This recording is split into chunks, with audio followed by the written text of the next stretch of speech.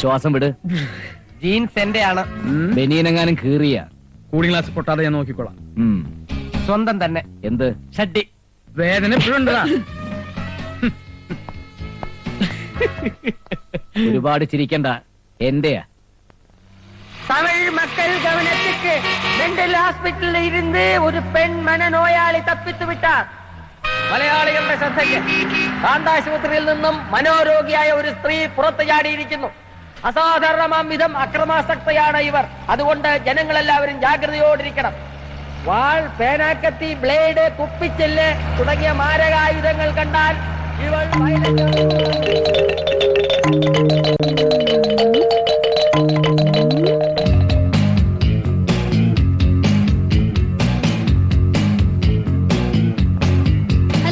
Hello.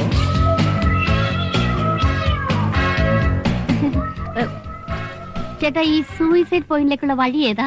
കുട്ടിക്ക് അവിടെ ആരാ ഉള്ളത്? എനിക്ക് കൂട്ടുകാരായിട്ട് അവിടെ ഒരുപാട് ആത്മാക്കളുണ്ട്. അപ്പൊ കുട്ടി ആത്മഹത്യ ചെയ്യാൻ പോവാ? അതെ. ജീവ, ഈ ചാരങ്കാട്ട് പൗലോസ് ശത്രുവിനെ പോലെ വെറും കുണാപ്പനല്ല എന്ന് ഇന്ന് നിനക്ക് മനസ്സിലാവും.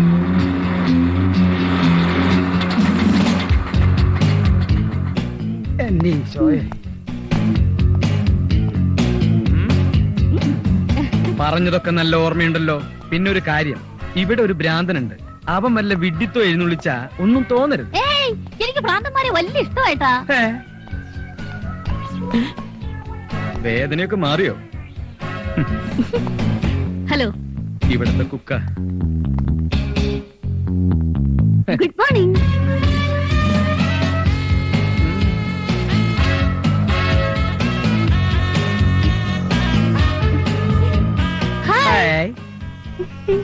എങ്ങനെയുണ്ട് ശത്രു? അയ്യോ, ഞാൻ നിങ്ങളുടെ ശത്രുവല്ല, മിത്രമാണ്. ചേട്ടാ, ഇതാണോ എന്റെ ഭർത്താവ്? അതെ. ആക്ടിങ്. നിങ്ങളുടെ ഭാര്യയാവാൻ എനിക്ക് സമ്മതമാണ്. എന്താ നിന്റെ പേര്? മിസ് നീലി. എല്ലാ കാര്യവും ഞാൻ പറഞ്ഞു. നീലി സന്തോഷത്തോടു കൂടി സമ്മതിച്ചു. ഈ ഉപകാരം ഞങ്ങൾ ഒരിക്കലും മറക്കില്ല. വേദന കുറവുണ്ടോ? എന്നെ ഒരിക്കൽ പരിചയപ്പെട്ടാൽ പിന്നെ ആരും എന്നെ മറക്കില്ല.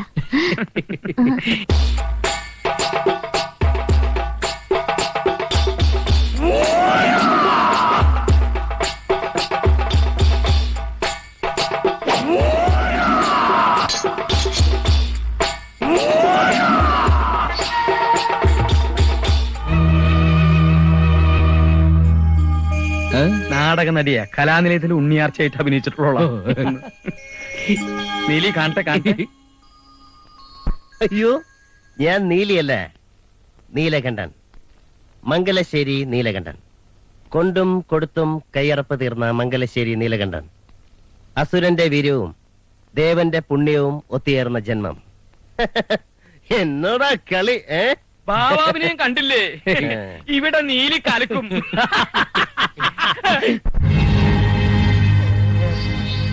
എന്താടോ വാര്യരെ ഞാൻ ഇങ്ങനായത്? ഞാൻ വാര്യരല്ല പൗലോസ. നീ എന്താ ഇങ്ങനെയായെന്ന് എനിക്കറിയില്ല. ശേഖരൻ, മുണ്ടക്കൽ ശേഖരൻ. എന്നും മംഗലശ്ശേരി നീലകണ്ഠന്റെ അധപ്പതനം സ്വപ്നം കണ്ട് കഴിയുന്നവൻ. വിടില്ല ഞാൻ. ജീവ ഓടിക്കോടാ.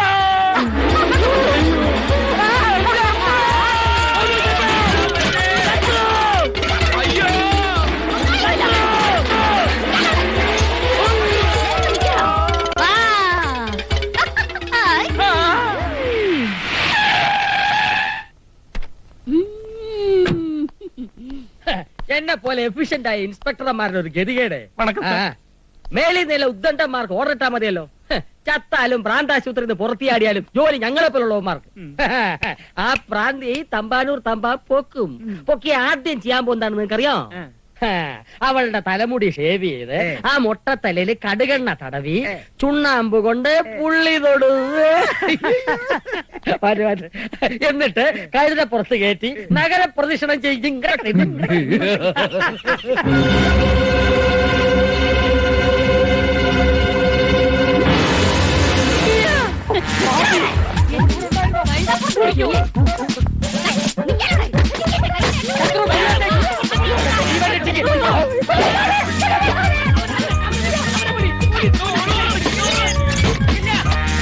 തലമുട്ട പുള്ളി കൊത്തുവല്ലേടോ?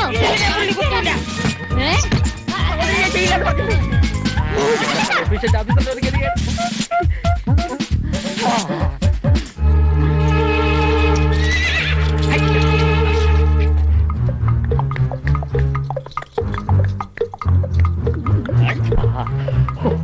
രക്ഷപ്പെട്ട്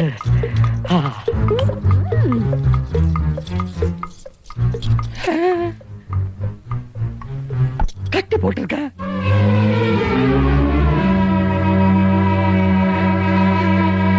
എടാ!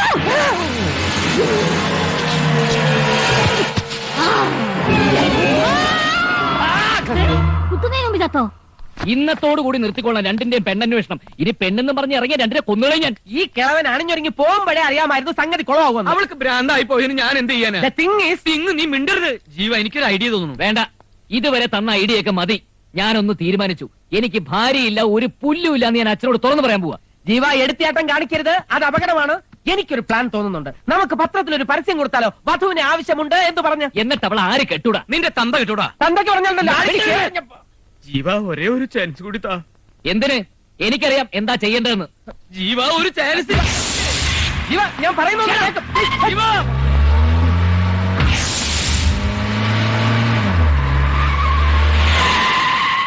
അച്ഛനുണ്ടോ? ഉവ്വ്, ഗാർഡനിലുണ്ട്. മോനെ ആ. ആ, pot pot pot pot pot pot. അയ്യോ കരയല്ലേ കരയല്ലേ കരയല്ലേ. നിങ്ങൾ എന്തായി കാണിക്കുന്നത്? ആരാ നിങ്ങള്? ഞങ്ങൾ പിന്നെ അഡോപ്റ്റ് ചെയ്യാൻ വന്നതാ. എങ്ങനെ എങ്ങനെ എങ്ങനെ ഒന്നുകൂടി പറഞ്ഞേ. എന്റെ മോനെ ഒരുമാതിരി. എന്താ ഇത്? മിസ്റ്റർ, മര്യാദ കാണിക്കരുത്. എന്താ എന്താ ഇവിടെ ജീവൻ? എന്താ ഇവിടെ പ്രശ്നം? അച്ഛോ, ഒരുമാതിരി അച്ഛന്മാരുടെ സ്വഭാവം എന്നോട് കാണിക്കരുത്. എന്താ ജീവൻ? എപ്പോ വന്നു? ഞാനിപ്പോ വന്നുകൊണ്ട് അച്ഛന്റെ കളി പൊളിഞ്ഞു. എന്റെ കളിയോ? എന്ത് കളി? ഇയാൾ ആരാ? ഞാൻ ഇവന്റെ തന്ത. What do you want, man? You- എന്ത് കൂത്താ താനീ കാണിക്കുന്നത്? അച്ഛോ, ഇവൻ എനിക്ക് വേണമെന്ന് ഞാൻ പറഞ്ഞിരുന്നല്ലേ? ഉം. അച്ഛൻ സമ്മതിച്ചതാ. എന്നിട്ട് ഈ കാണിക്കുന്ന എന്താ? അന്ന് ഞാൻ വേറൊരു കാര്യം കൂടി പറഞ്ഞു. ഈ ഓർഫനേജിൽ ചില ബൈലോസും ഫോർമാലിറ്റീസും ഉണ്ടെന്ന്. അത് താൻ മറന്നു. നിങ്ങൾ അല്പസമയം ഓഫീസിൽ നിന്ന് സിസ്റ്റർ കുഞ്ഞിനകത്തുണ്ടോ? ശരി. വാ ജീവൻ, വന്നേ. അവർ അമേരിക്കയിൽ സെറ്റിൽഡാണ്, കുട്ടികളില്ല. അവനെ അവർക്ക് ഇഷ്ടപ്പെടുകയും ചെയ്തു. എല്ലാ ഫോർമാലിറ്റീസും ഒക്കെയാണ്. മാത്രമല്ല, ജില്ലാ കളക്ടറുടെ ശുപാർശയുണ്ട്. നിയമം നോക്കിയാൽ അവർ ഇന്ന് ഈ നിമിഷം ആവശ്യപ്പെട്ടാൽ അവനെ അവർക്ക് കൊടുക്കേണ്ടി വരും. ഞാനത് ചെയ്യാത്തത് തന്നോട് എനിക്ക് തോന്നിയ അടുപ്പം കൊണ്ടാണ്. ഇനി ഒരു 24 മണിക്കൂർ കൂടിയേ എനിക്ക് അവനെ ഹോൾഡ് ചെയ്യാൻ കഴിയും. ബാംഗ്ലൂരിൽ തന്റെ ഭാര്യ വന്നില്ലേ? അത് പിന്നെ അച്ഛോ, ഞാനൊരു കാര്യം പറഞ്ഞ അച്ഛൻ എന്നോട് തോന്നിയ അടുപ്പം കുറയരുത്. എനിക്ക് ഭാര്യ. മധു വന്നു. മധു. ഏത് മധു?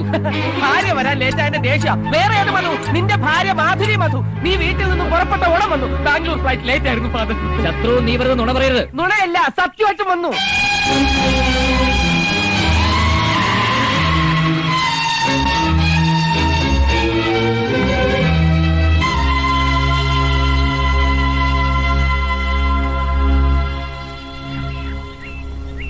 പെണ്ണിനെ കിട്ടിയോ? കിട്ടി ഉം? എന്ന് പറഞ്ഞാൽ അതൊരു കള്ളമായിരിക്കും. കിട്ടിയില്ല. ഉപയോഗമില്ലാത്ത സാധനങ്ങളൊന്നും സൂക്ഷിച്ചു വെക്കരുതെന്ന് പഴമക്കാര് പറയുന്നത് ശരിയാ. അതിന് ഉപയോഗമില്ലാത്തൊന്നും നമ്മൾ സൂക്ഷിക്കുന്നില്ലല്ലോ. ഉണ്ടല്ലോ. ജിയോ, നീ എന്തായി കാണിക്കുന്നേ? മിണ്ടിപ്പോരുത്. വീണ്ടും നുണ പറഞ്ഞ് നീ എന്നെ വിധിയാക്കിയിരുന്നല്ലോടാ. നീ അച്ഛനോട് സത്യം പറഞ്ഞ ഒരിക്കലും നിനക്ക് ആ കുട്ടിയെ കിട്ടില്ല. അതുകൊണ്ടാണ് ഞാൻ ഒരു നുണ കൂടി പറഞ്ഞത്. 5-8 കൊല്ലം മുമ്പ് ഇതേപോലൊരു സ്ഥലത്ത് കാലിയായ പോക്കറ്റും ഒഴിഞ്ഞ വയറുമായി നടുറോട്ടിൽ പകച്ചു നിന്നിരുന്ന നിന്നെ കൂട്ടിക്കൊണ്ടുപോയി ഒരു കൂടപ്പുറപ്പിനെ പോലെ കൊണ്ടുകിടന്ന എന്നെ കുരങ്ങ് കളിപ്പിച്ച് വേണം നിനക്ക് സഹായിക്കാൻ. അല്ലടാ, എനിക്ക് തന്നെ ഇനി കാണണ്ട. വയ്ക്കോ. ശരിയാ, തെരുവിൽ കിടന്ന് എന്നെ ഇത്രയൊക്കെ ആക്കിയത് നീയാ. തിരിച്ച് അതേ തെരുവിലേക്ക് വലിച്ചെറിയാനുള്ള അവകാശം നിനക്കുണ്ട്.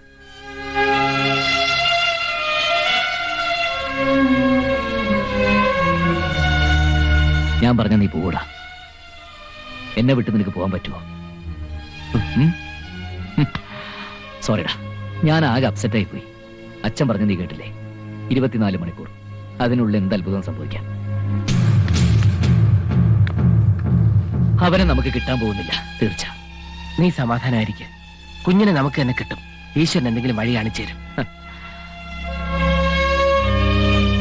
I have no hope.